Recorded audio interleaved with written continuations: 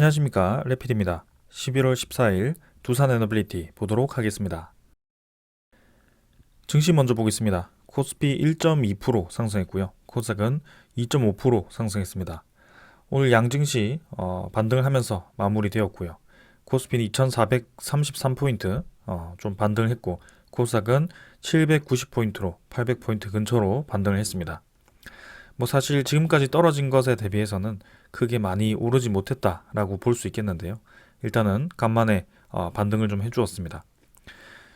기관 투자자가 6,200억 정도를 코스피에서 매수를 하면서 좀 증시를 끌어올렸고요. 외국인 투자자는 910억 정도 매도를 했습니다. 반대로 이제 코스닥에서는 외국인 투자자가 2,800억 매수를 하였고요. 기관 투자자는 100억 정도 매도하면서 좀 반대되는 움직임을 보였습니다. 해외 증시는 다우, 나스닥은 뭐 사실 크게 오르지 못했었고요.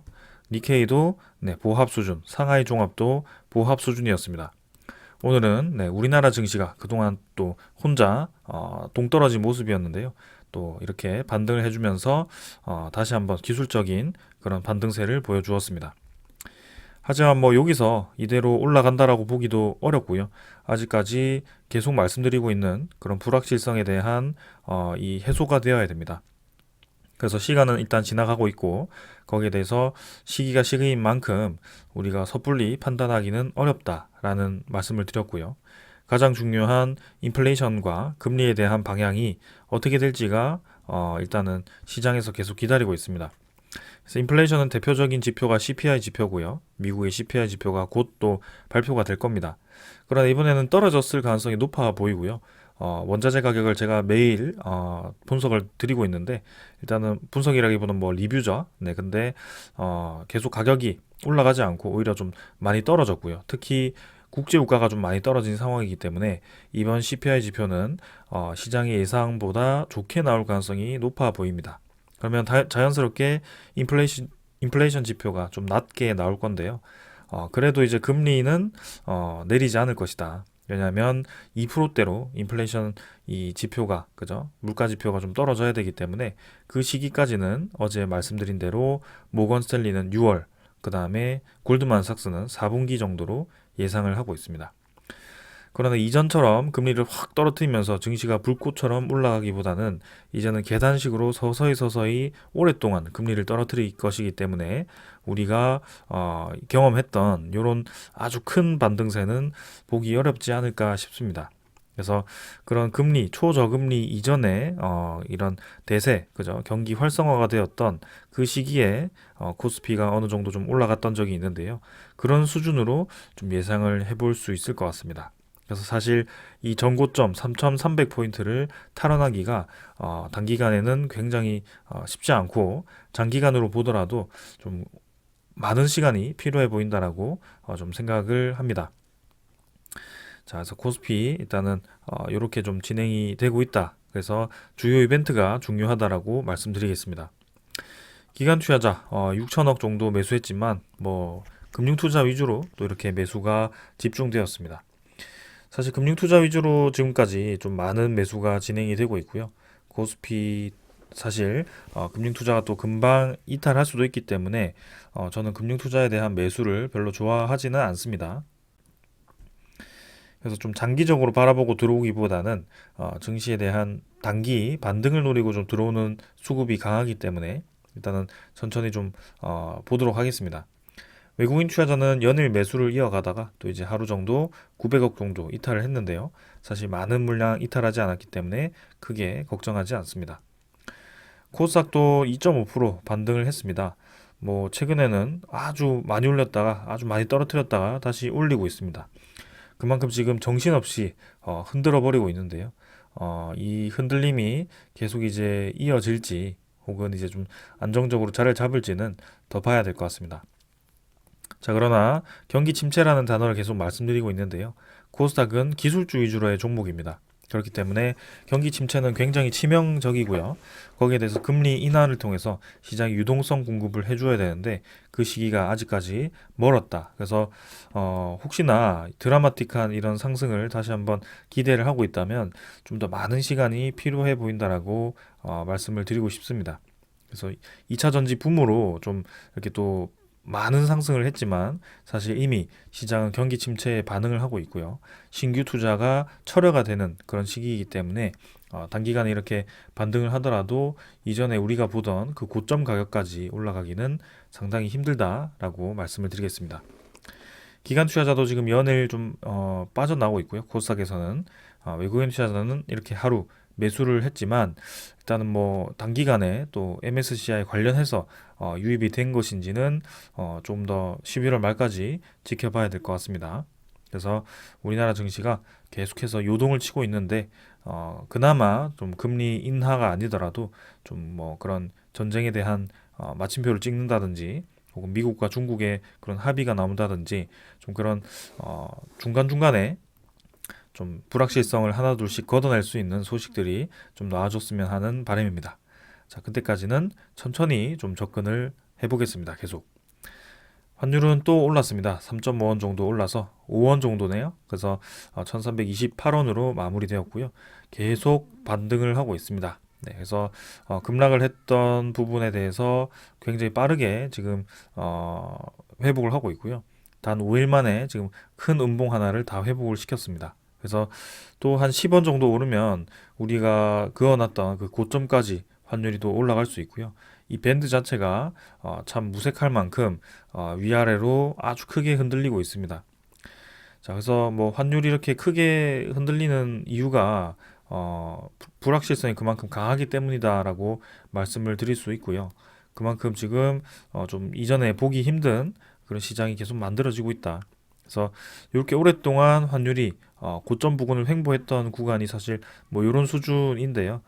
지금은 좀 피크점이 높아서 그렇지 결국에는 우리는 그 흐름 뒤에 이 환율이 떨어진다라는 것은 충분히 이해를 하고 있습니다.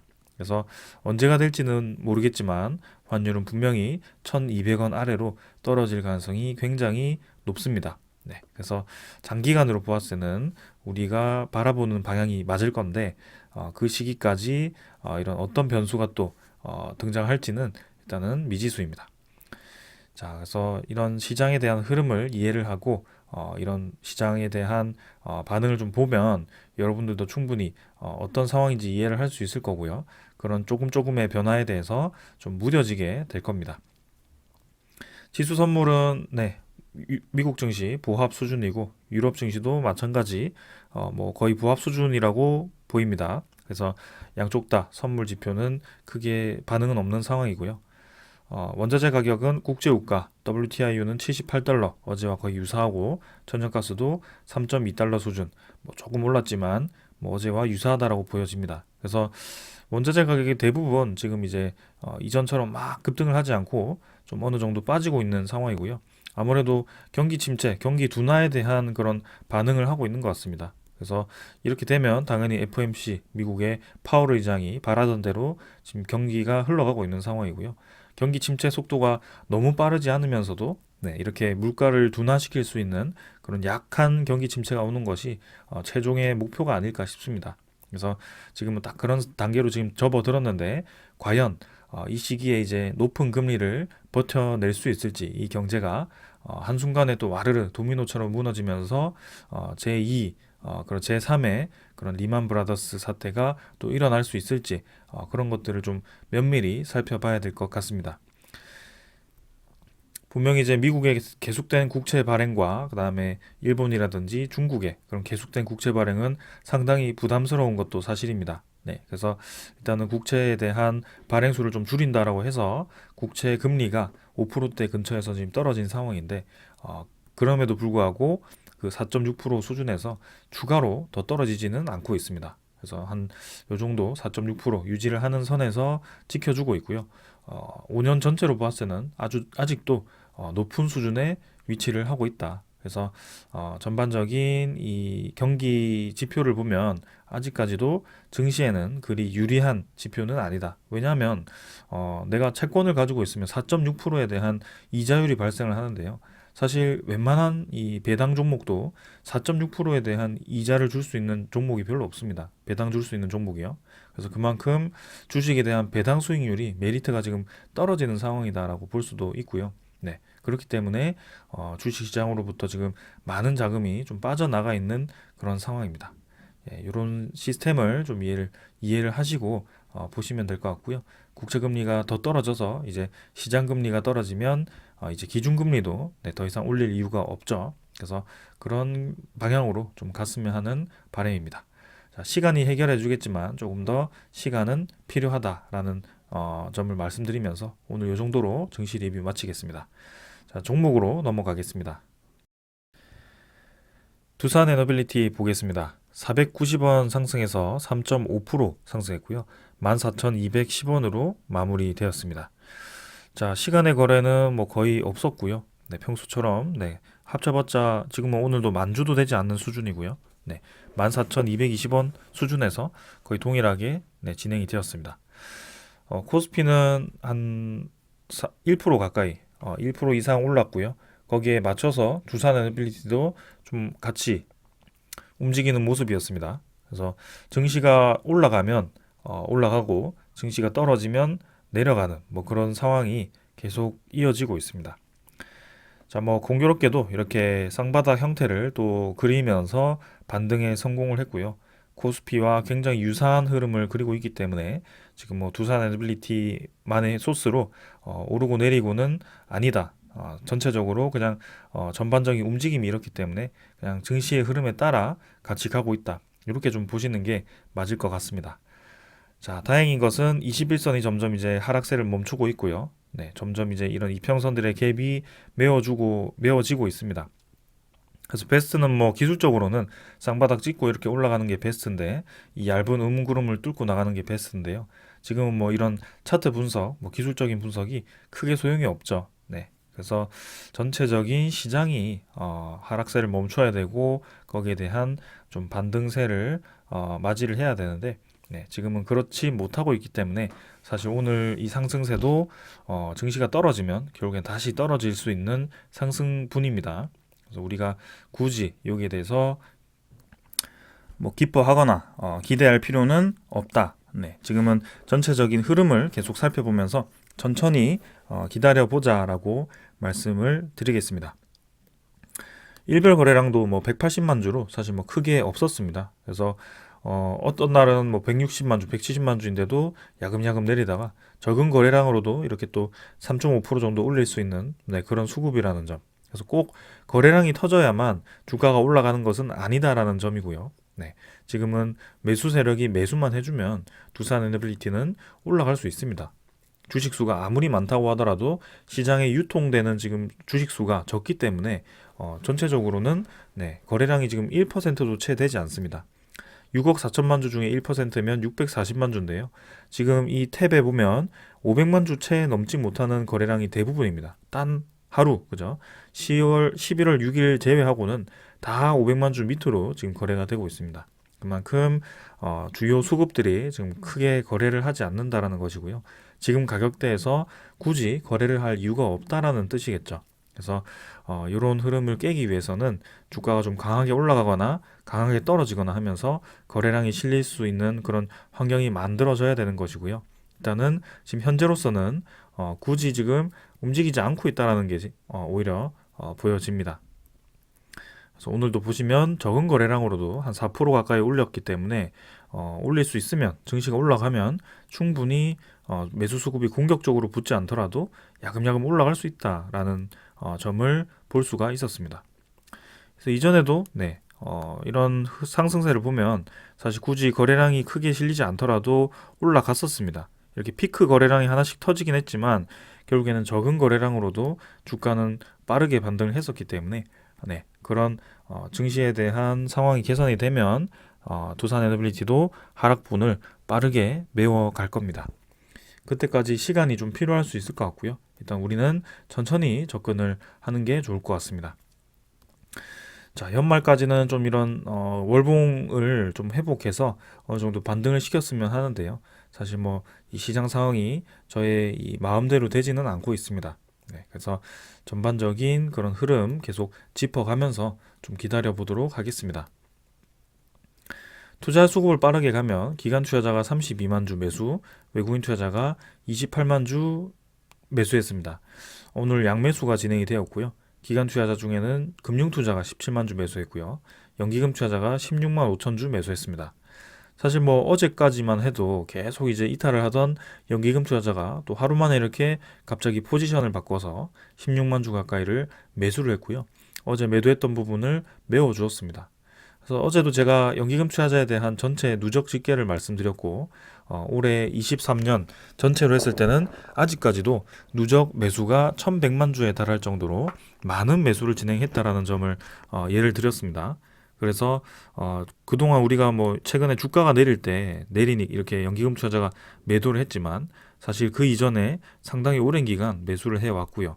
지금은 두산 에너빌리티를 완전히 손절하고 빠져나가는 것이 아니고 그동안 매수했던 것 일부분을 좀 이제 차익 실현을 하면서 지금 현재 시장 상황이 좋지 않으니까 좀 관망을 하는 듯한 그런 움직임이 좀 보여집니다. 그리고 이런 60만 주, 뭐 10만 주 이런 많은 매도 물량들은 사실 옵션 만기에 맞춰서 좀 집중되어서 나왔다라고 보여지고요.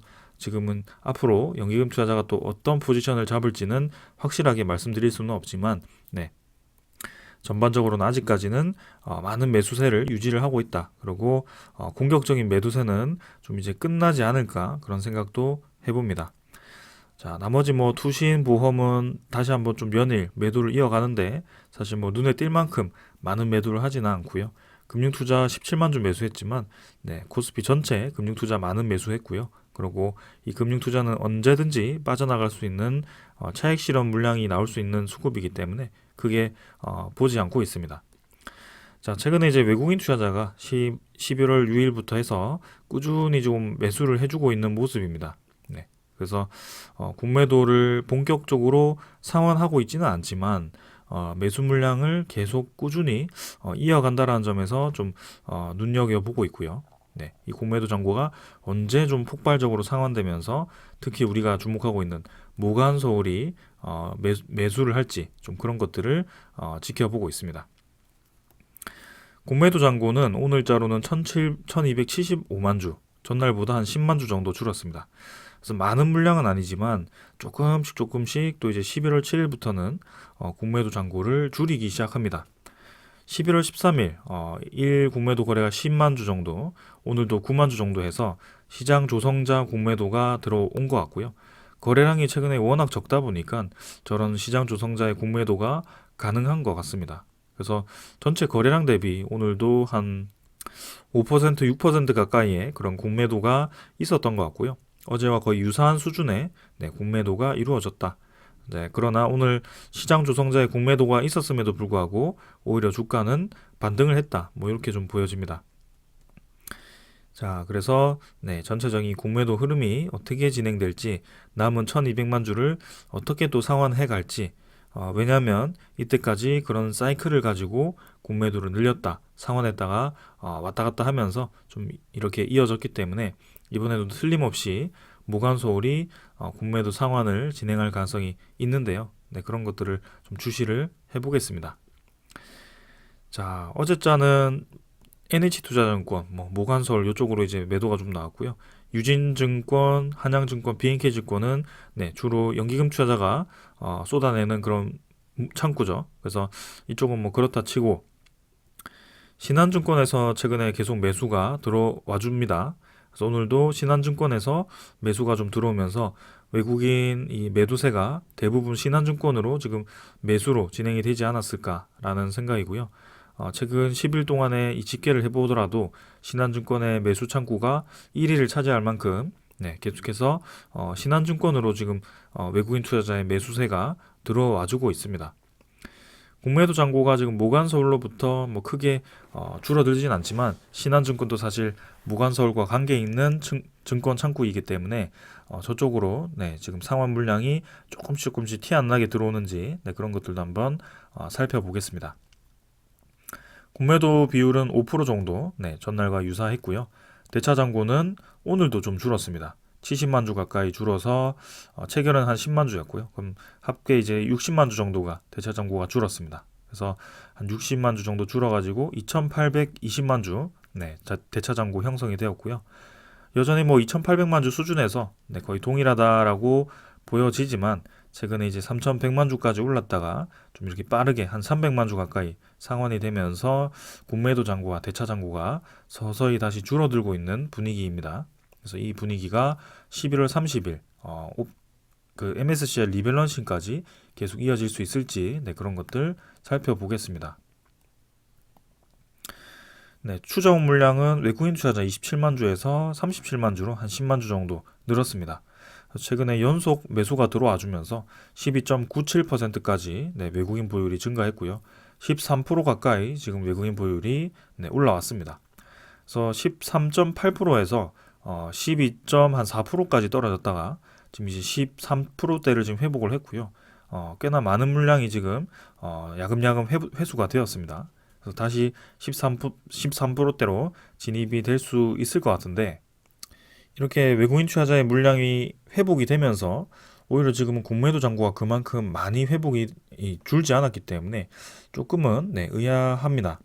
그래서 생각으로는 공매도 잔고가 대폭 상환이 되는 것이 11월 30일 가까이에 있지 않을까 싶고, 지금 매수했던 이 물량이 좀 교환되는 방법으로 진행이 되지 않을까 그런 생각도 좀 하고 있습니다.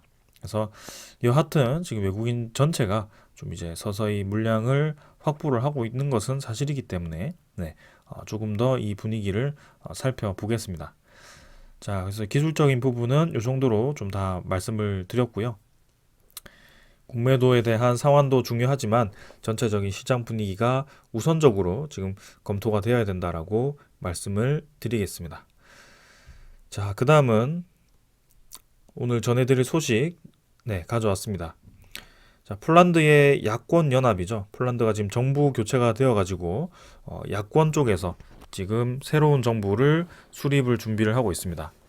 사실 두다 대통령이 지금 우선권을 현재 여당으로 주긴 했지만 과반 확보에 실패한 이 PIS라는 곳이 현재 두다 우파 여당이라고 합니다. 그래서 정부 구성 우선권을 주었지만 이거는 이제 연합하지 않기 때문에 야당 쪽에서 성공할 가능성이 낮다. 그래서 11월 13일에 이제 개회를 해서 이 PIS가 정부 구성에 실패를 하면 야권 연합이 정부를 구성하게 된다라고 해요. 그래서 지금 이제 올해 말에 이렇게 야권 연합의 정부가 수립될 가능성이 상당히 높아졌습니다. 그래서 그 야권 연합에 대한 움직임이 상당히 이제 눈에 띄는데요. 지금 이제 11월 10일 그죠? 탈석탄 및 재생에너지 촉진 내용을 담은 연립정부협정을 체결을 했다라고 합니다. 그 내용은 연립정부 구성원들이 탈석탄 및 재생에너지 가속을 위해서 협력을 하고 민관 참여를 확대한다라는 내용을 담았다라고 합니다. 그리고 이제 첫 원전에 대한 건설, 총배정만 설비 개선, 그 다음에 프로슈머의 전력 거래 확대 등의 계속 추진 내용을 담았다라고 하고요. 첫 원전 건설은 당연히 웨스팅하우스가 건설하고 있는 정부 차원의 건설 3기라고 보시면 될 것 같습니다. 그래서 퐁트누프 원전에 대한 언급이 아직은 없어서 조금 더 봐야 될 것 같은데요. 일단 민관 이 원전 건설이기 때문에 정부 차원의 추진과는 좀 별도로 진행이 되고 있긴 하다. 그래서 퐁트누프 원전이 11월 달에 이제 기후환경부 승인이 좀 나야 될 것 같은데 일단 남은 2주 정도 한 번 더 기다려 보도록 하겠습니다. 그러나 지금 폴란드의 야권 연합도 첫 원전에 대한 건설에 대한 추진 내용을 담은 만큼 지금 이제 재생에너지에 대한 올인이 아니고요. 여러 에너지원을 동시에 추진하고 전력망 확대를 하는 그런 좀 에너지 믹스 전략을 취하는 것 같습니다. 그리고 지금 이제 팬데믹 재건 자금 중에 354억 유로를 청정에너지 예산에 배정을 하면서 지금 앞으로 청정에너지에도 투자를 크게 할 거라는 그런 모습이 보여집니다. 그래서 폴란드에 대한 원전, 퐁트누프 원전이 지금 두산 에너빌리티와 직접적으로 관련이 있기 때문에 한번 이 폴란드 상황도 계속 주시를 해보겠습니다. 자, 그리고 벨기에 쪽에서도 지금 이제 이탈리아와 함께 루마니아, 미국 이렇게 납 냉각 SMR 컨소시엄을 체결했다라고 하고요. 대표적인 탈원중 국가인 벨기에, 이태리가 이제는 루마니아, 미국과 함께 SMR에 대한 컨소시엄 체결을 할 만큼 상당히 이제 미래의 이 에너지에 대해서 이 신재생 에너지 말고도 지금 이제 원자력 에너지에 대해서도 다시 추진을 하고 검토를 하고 있다는 것이 보여집니다. 그래서 세계적인 지금 추세 자체가 많은 에너지원을 다각화시켜서 검토를 하고 있는 상황이고, 효율 면에서 좀 더 높은 에너지원을 지금 추구를 하는 것 같습니다. 그래서 그런 이 에너지원을 위해서 지금 R&D도 아끼지 않고 있고, 예산을 아낌없이 투자를 하면서 좀 이제 두산 에너빌리티 입장에서는 다양한 에너지원을 지금 다룰 수 있기 때문에 좀 많은 기회가 앞으로 오지 않을까, 그런 좋은 생각을 좀 해봅니다. 자, 그 다음은 지금 이제 우리나라 자체에서도 계속해서 해상 풍력에 대한 기대감이 큽니다. 특히 해상 풍력의 일부분은 바로 이제 바다 위에 이렇게 설치를 해서 해상 풍력을 하는 방법이 있고, 부유식 해상 풍력도 지금 이제 검토가 되고 있거든요. 그래서 그 해상 풍력을 설치하기 위한 설치선도 지금 많이 필요하다고 합니다. 그래서 조선업계에서도 그 설치선을 위한 투자를 늘리면서 본격적인 그 해상 풍력에 대한 건설을 추진을 하고 있고요. 해상 풍력 시장이 확대되면 확대될수록 두산 에너빌리티에 대한 그런 이 역량도 많이 사용이 될 겁니다. 왜냐하면 해상 풍력을 생산할 수 있는 그런 큰 제조 이 기술을 가진 기업이 사실 몇 없거든요. 특히 터빈을 제작하고 나세를 조립할 수 있는 이 기업이 몇 없기 때문에 두산 에너빌리티가 많이 부각이 될 수 있을 것 같습니다. 자, 그러나 한편으로는 이 해상 풍력도 지금 이제 미국 쪽이라든지 유럽 쪽에서도 계속 이제 프로젝트가 좌초되고 있거든요. 그게 이제 단가 상승에 의해서 그런 이 수주업자들이 이제 건설사들이 혹은 그런 발전업자들이 계약 포기를 하면서 이렇게 무산이 되고 있는데, 우리나라도 그런 점을 좀 이제 잘 파악을 해서 프로젝트 진행에 있어 차질이 없도록 좀 준비를 잘 해야 될 것 같습니다. 그리고 이런 건설 공법을 좀 더 저렴하게 건설할 수 있는 공법을 좀 개발해서 잘 준비를 했으면 좋겠습니다. 그래서 원자력 이 산업도 그렇고 해상풍력 산업도 그렇고요. 지금 두산 에너빌리티는 아주 행복한 고민을 하고 있는 상황입니다.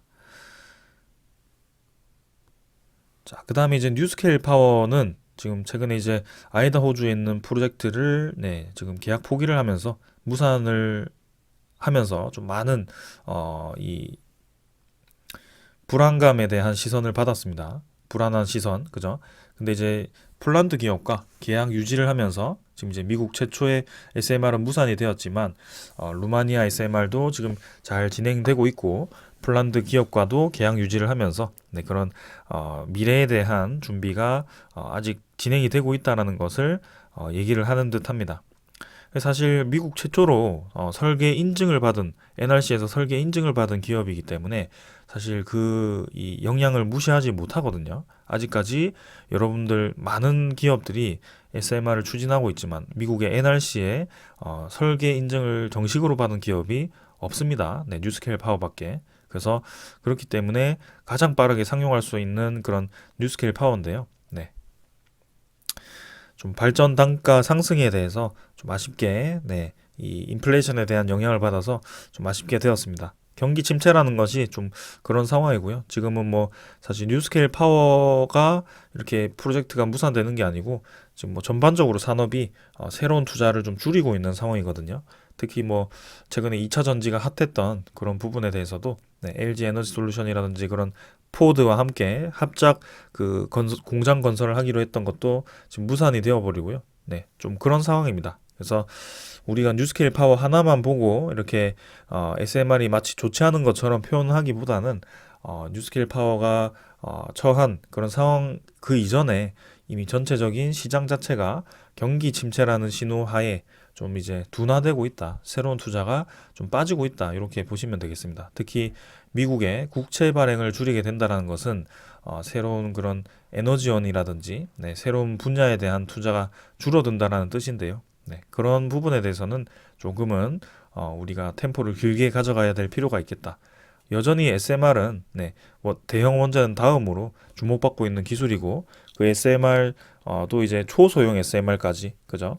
가야 되는 상황입니다. 그래서 뉴스케일 파워가 완전히 망하는 것도 아니고요. 지금은 첫 프로젝트가 무산되어서 좀 좋지 않은 소식인 것은 사실이지만, 네, 길게 보았을 때는 네, 이 소식도 결국에는 지나갈 것이다. 네, 그 다음 새로운 프로젝트가 진행되면서 잘 진행될 것 같습니다. 네, 이렇게 좀 생각하고 넘어가도록 하겠습니다. 자, 그 다음은 이제 두산 에너빌리티의 분기 보고서가 이렇게 나왔습니다. 잠정 실적 말고 이제 실제 실적이 발표가 되었고요. 여러분들과 하나씩 또 이렇게 살펴보도록 하겠습니다. 제일 먼저 이렇게 연결 재무제표와 그냥 재무제표가 있기 때문에 연결 재무제표는 두산 밥캐까지 다 포함해서 두산 퓨얼셀까지 포함해서 진행된 것이기 때문에 넘어가도록 하고요. 네, 일단 두산 에너빌리티 개별 재무제표가 사실 더 중요합니다. 네, 그래서 개별 재무제표를 살펴보도록 하겠습니다.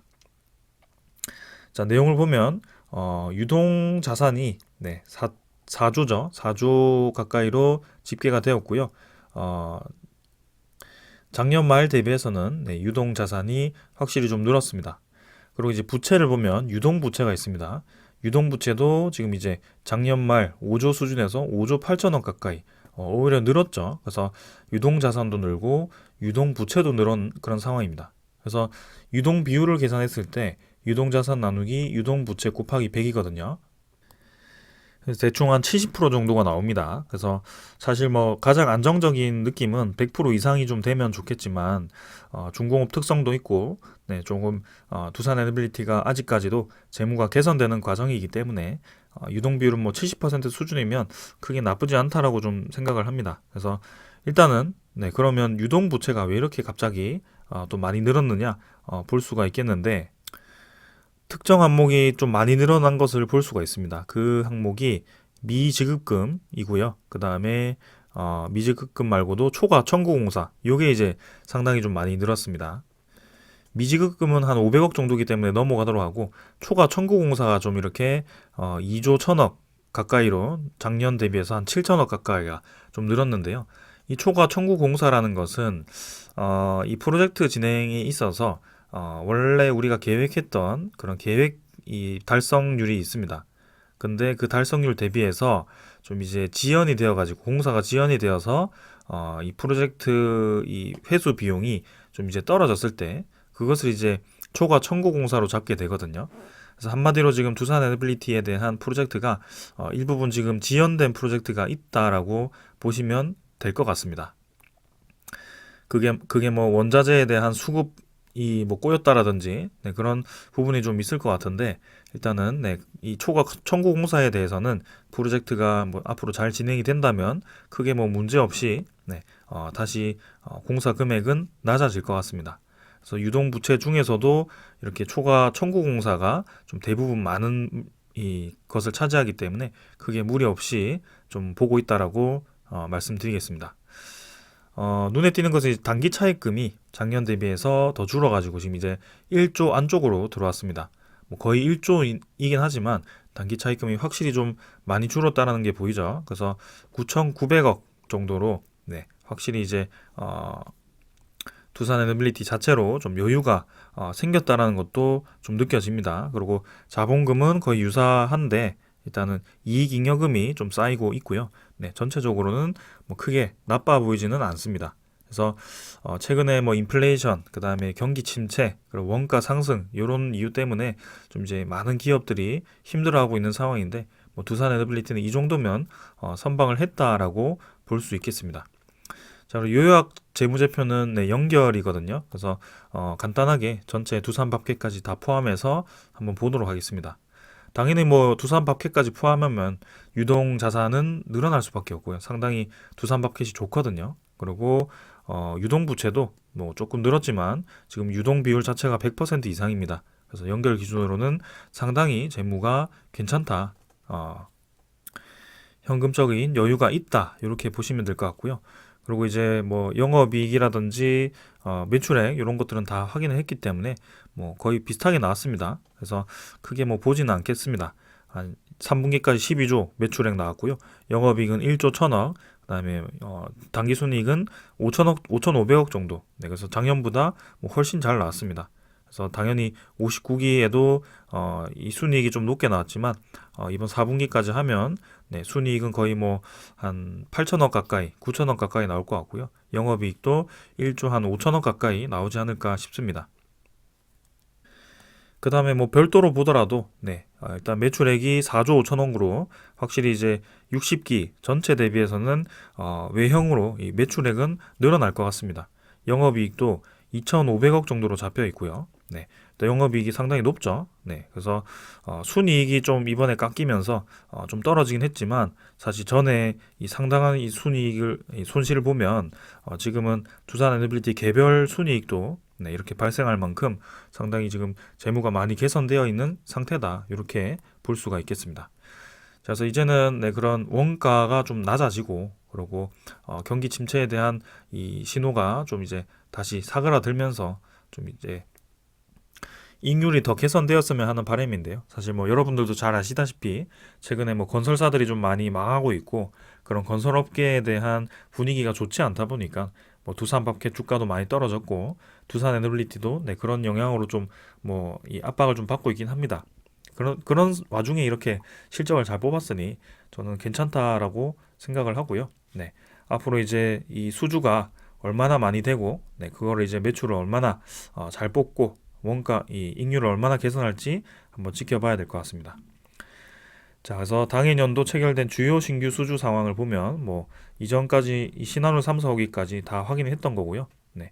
지금 이제 보령 신복합 지금 이제 2,800억 했고 당진 1에서 4호기 환경 설비 성능 개선해 가지고 1,000억 정도를 9월에 또 수주를 했네요. 요거는 이제 뉴스에는 오픈이 되지 않았지만 서비스 차원에서 이렇게 수주를 한 것 같습니다. 그래서 합계 한 70% 가까이 수주 목표를 달성한 것 같고요. 네, 6조 3천억 정도 수주를 했다라고 보시면 되겠습니다. 그래서 기말까지 해가지고 수주 잔고가 지금 네, 더 많이 매출 계상액보다 높아서 기말로는 수주 잔고가 점점 쌓이고 있고요. 두산 퓨얼셀도 마찬가지. 두산 밥켓도 점점 이제 수주 잔고가 쌓이고 있습니다. 그래서 이렇게 합계 전체가 이 그룹 전체가 조금 수주를 계속 일감을 쌓아가고 있기 때문에 앞으로 장기적으로 보았을 때는 일이 부족해서 네, 좀 걱정될 만한 사항은 없을 것 같습니다. 자, 그래서 일단은 이 정도로 해서 주요 사항들은 다 확인을 했고요. 네, 남은 이제 2달 동안 신규 수주가 또 얼마나 진행이 될 수 있을지, 그리고 우리가 기다리는 그런 폴란드 원전, 체코 원전이라든지 좀 이슈를 이끌 수 있는 네, 그런 이벤트가 하나가 탁 터져준다면 좀 이제 관심을 끌 수 있을 것 같은데요. 네, 그런 소식들 좀 기다리면서 지켜보겠습니다. 그래서 전반적으로 기업은 나쁘지 않고 네, 시장 상황이 지금 좀 이 애매하게 계속 진행이 되다 보니까 좀 이렇게 눌리고 있는데 결국에는 개선이 될 수 있을 거라고 보고 있습니다. 자, 그래서 오늘 이 정도로 하고 마무리하고요. 이번 주 마무리 어떻게 할지는 차근차근 한번 보도록 하겠습니다. 저는 여기까지 하겠습니다. 감사합니다.